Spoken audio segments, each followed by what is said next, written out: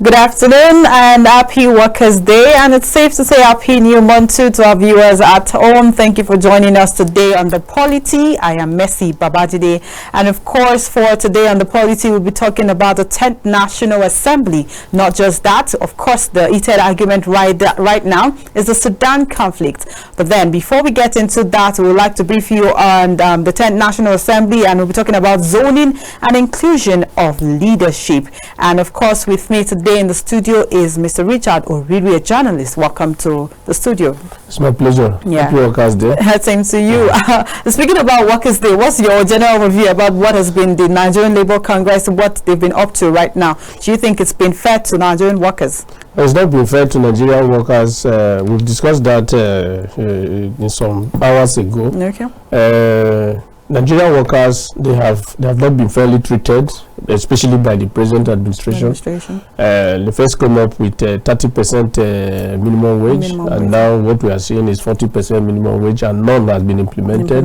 Yeah. Their salary, the take-home pay of federal civil servants today in the country is nothing to talk about. But we thank God, and we pray that the incoming administration will look into that and resolve their issues. Okay, away from that quickly, let's get into the nitty-gritty of today, and our focus is going to be on the national spread for inclusion. That's competence, character, religion, consideration, compassion for picking, or rather selecting, the 10th National Assembly. What's your general overview before we dive deep into this matter? If you look at Nigeria generally today, after the 2023 general election, you will see that there are a lot of wounds, a lot of war breaking, and what we need to do is to tailor our decisions towards the angle of healing the wounds, and then mending fences. A lot of things are going on. Politicians are going on the ground, playing their game to see how who get what, when and how. Generally, I think for everyone to feel part of the government, all the zones, we have 6 zones in the country and 36 states of the federation plus FCT.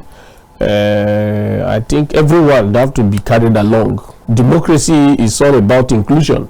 So if any section of the country is being sidelined, I don't think it will be fair. And since we are all looking in the direction where there will be peace and harmony, for a new Nigeria that we are all hoping to have going forward, I think everyone have to be carried along. And when you mean everyone has to be carried along, does this mean irrespective of their religion? Because now we've heard the zoning, and you've heard people saying, oh, you want it to be zoned to the south-south. I mean, for today's news, a coalition of all producing states and ex-agitators in the Niger Delta, that's Niger Delta region, they've thrown their weight behind former Minister of Niger Delta, that's Senator Godswill Akpabio. They said they want him to become the Senate President of the Federal Republic of Nigeria. I'd like to get your opinion about that. From what has happened generally, we have 3 tiers of government. We have 3 arms too of government. The 3 arms, one is the legislature, the other one is the executive, while the third one is the judiciary. And coming from the executive arm now, you will see clearly that Nigeria will have 2 zones. That is 6 geopolitical zones, but 2 sharp zones. Yes, the south and the north and south. And if you come to the south, we have south-south, southeast, and southwest. And if you come to the north, we have north-central, northeast, and northwest. Now, the president of the country have emerged from the south and narrowed to southwest. Then coming to the north, the vice president elect of this country now, Shetima, is from the north and narrowed to northeast. Northeast. So that is about the executive. And going down to the legislative arm, where we are talking about now, the National Assembly. Then since the president have come from the south and narrowed to southwest, yes, the Senate President, the outgoing Senate President, is from the north. For balancing and for inclusion, the incoming Senate President have to come from the south. Okay. And since the President-elect, the head of the executive, is already from the southwest, the Senate President have to come from either the southeast or south-south. And if APC stakeholders see Akpabio to be the most preferred. That is to say, the Senate President will come from south. What do you think? What are his chances? No, the issue, what she says is that he's not a first timer. Yeah. But can the rule of the House be adjusted for that one person? Because I mean, there's that law that says, oh, you must be a returning person, of course. But then, can't this law be adjusted at the end of the day? No, that is the rule of the House. That rule can only be bent by the House. By the House, exactly. Well, it can only be bent by the House. But from what is on ground, I don't think they are ready to bend the rule. So, from the south now, we have Akpabio from south. We have Ojuzo Okalu from southeast. Yeah. And we have David Umahi, who is a first timer from southeast. And we have a former national chairman of APC, Adams Oshomole, who is a first timer too, but ex-governor, 8 years, from south. But because of the rule of the House, I think basically Oshomole and Umahi will be ruled out. So the two persons standing for this position basically will be Akpabio and Ojuzo Okalu, who are not first timers. They have the experience of legislation. But if, as you say, the Senate President, for inclusion and for everything, ought to go to the southeast. But for the person of Ojuzo Okalu, as a journalist, I've done my independent investigation, and from what I'm hearing from the street, clearly shows that Ojuzo Okalu does not have the support of the Southeasterners. They are not seeing him as somebody that can protect their interests. What we are talking about is whoever that is considered based on this zone and all of that should be somebody that can protect the interests of that zone. You are representing the people. You are their representative, the mouthpiece, and someone that will go to the inner caucus to discuss major issues concerning them. But the Southeasterners are not having that confidence in Ojuzo Okalu. And for the fact that they are not having that confidence in Ojuzo Okalu, if the Senate President is given to Ojuzo Okalu, it means they will not even look at it that Nigerians have considered them for this position. So who do you think they are trying to project out there, and who do you think? Preferably, if it's not Ojuzo Okalu, it will be Akpabio. And 70% of decisions on the street, the favor is on the Akpabio. And if Akpabio emerged, meaning South has gotten something. But there was a case where Ojuzo Okalu came out to say, oh, Emilokon. And you, of course, you know what that means. Given that the president-elect, that was what he came out to say, oh, there's been zoning and there's been going round and round with this, and then now it's his turn. So what do you have to say about Ojuzo Okalu coming out to say, oh, it's my turn now to take this? He just want to say that it's my turn, but I don't think it's his turn, because Ojuzo Okalu, in leadership selection or appointment, anyone that is showing desperation should not be considered for any leadership. Ojuzo Okalu has shown serious desperation. Nobody knows what is in his mind for this so much desperation that he has shown. He has exhibited too much of this desperation. And for that purpose, I don't see him coming to protecting the interests of let's say he's a clan or ethnic, which is the Igbo speaking.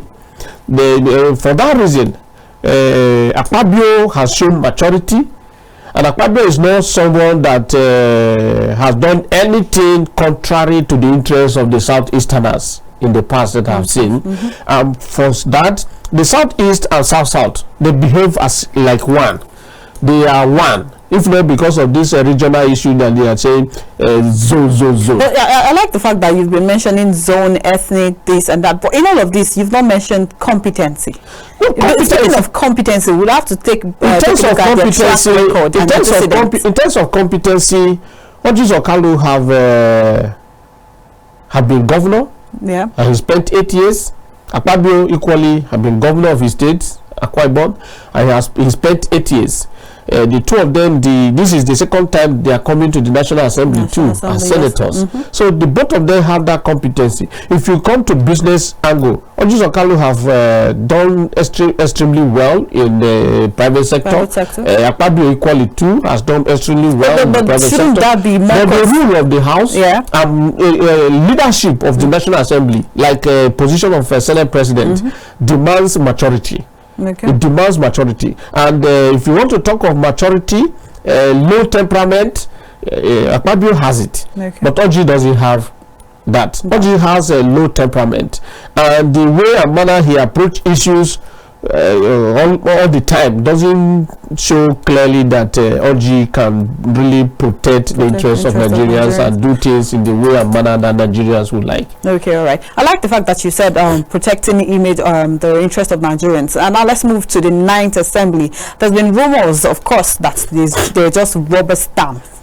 And then we've seen people coming out to say, oh, these people are just rubber stamps. What's your own general overview about that?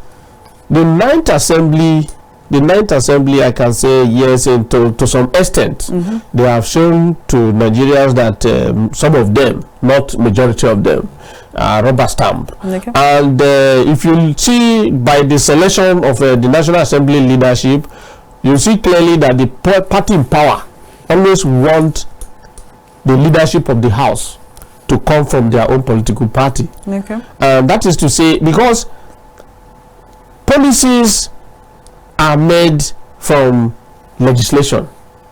Public policies are made. Legislation is all about the public policy formulation, and if these policies are not done in line with the manifesto of the party, then the party will not have good image before the general public. And that is why every time that they are to select leadership of the House, the first thing they consider is that the person to be speaker, the person to be Senate President have to come from the majority party to help the executive.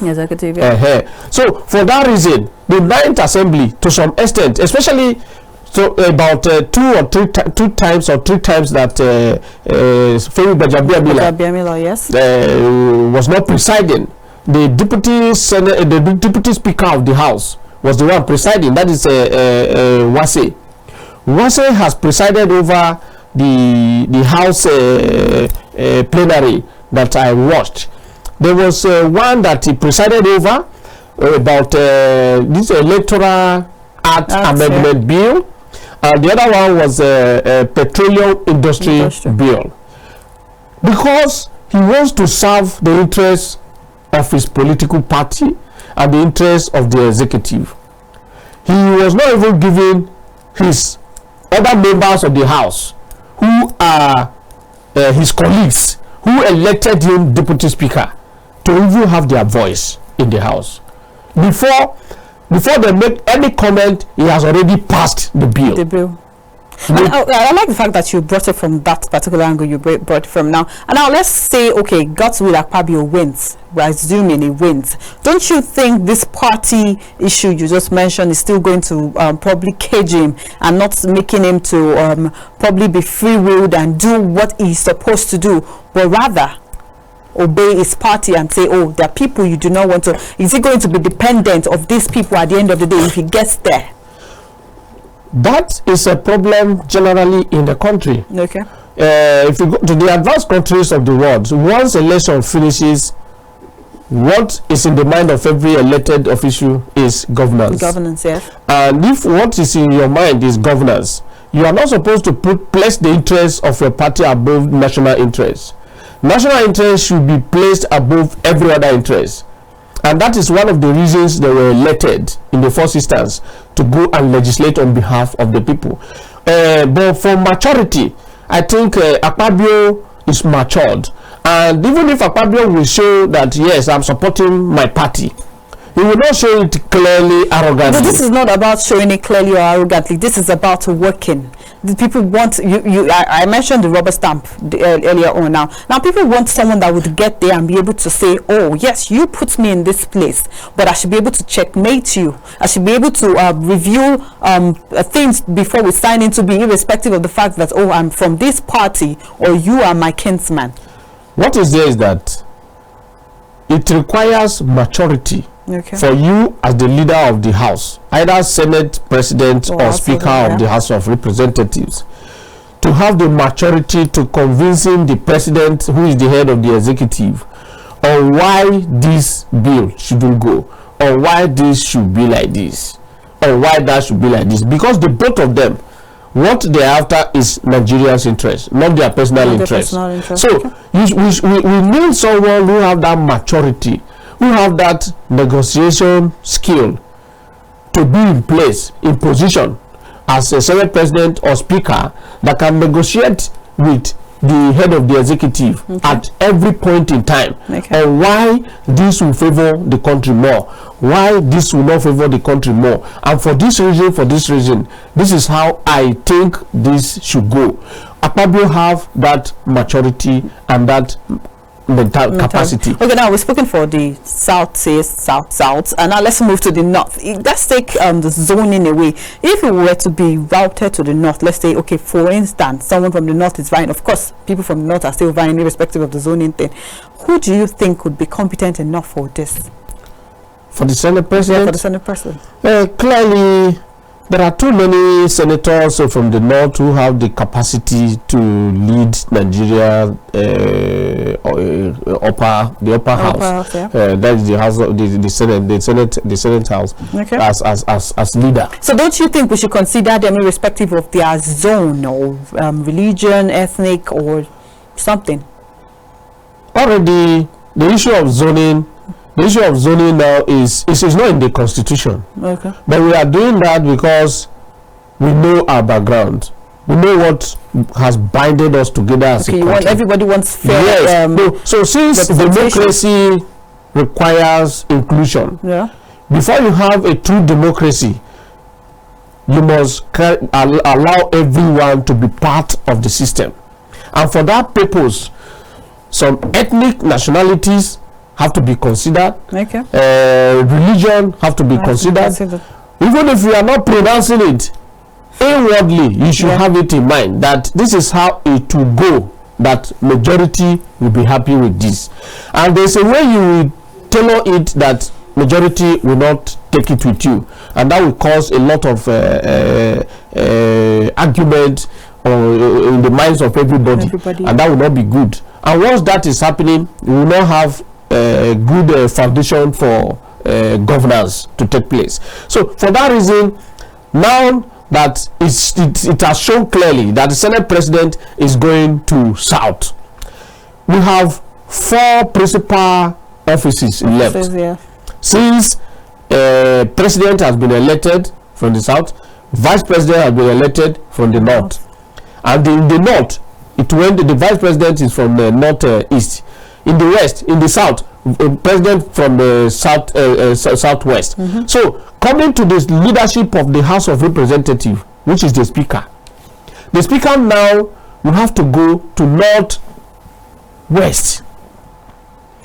Why? If the Speaker go to Northwest, Senate President go to South, and if South take Senate President, then North Central have to take Deputy Senate President. And if North Central take Deputy Senate President and North West take Speaker of the House of Representatives, then I will say that I will suggest as a Nigerian that the Deputy Speaker of the House of Representatives go to Southeast.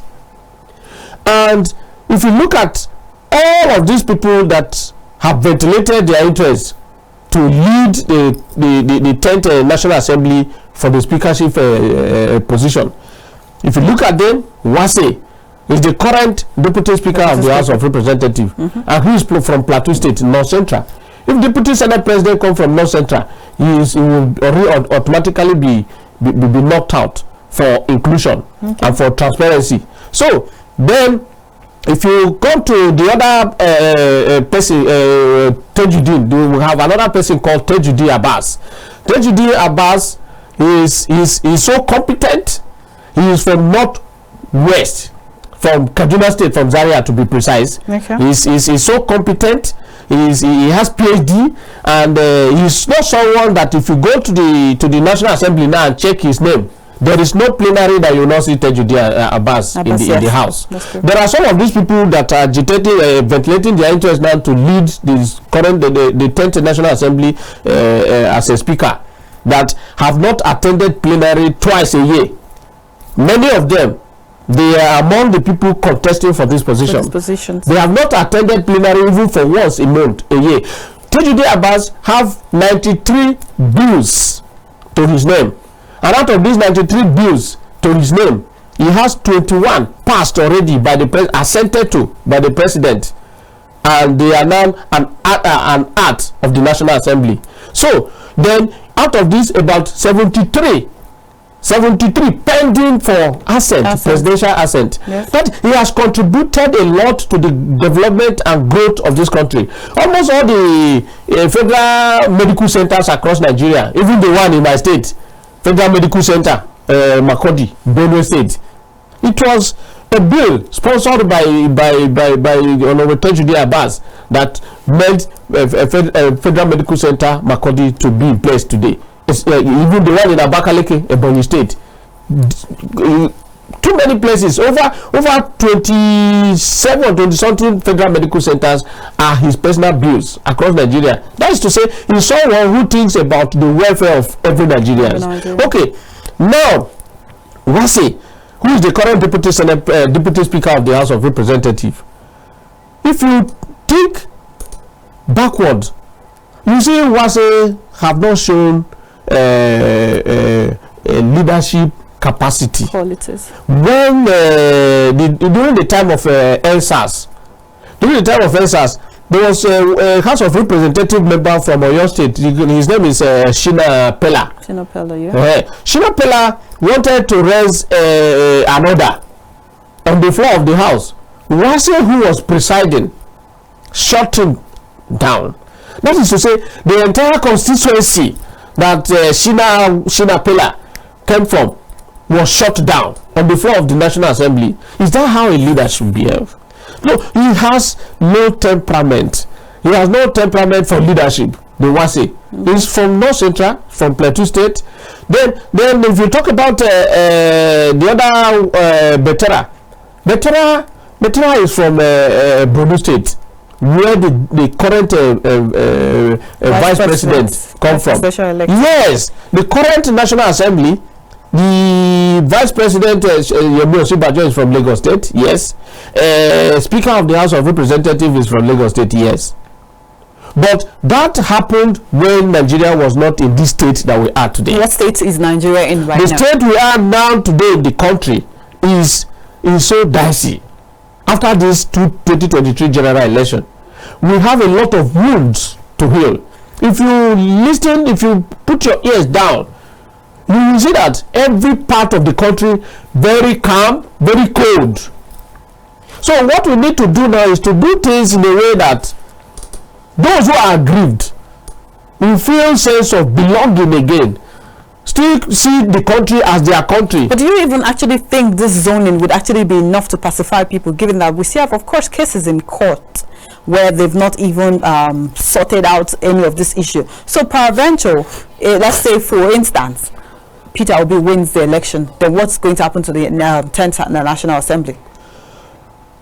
If Peter Obi, by the pronouncement of the court, the issue is already in court. Yeah. Ordinarily, we are not supposed to discuss it because it's in court. It's in court.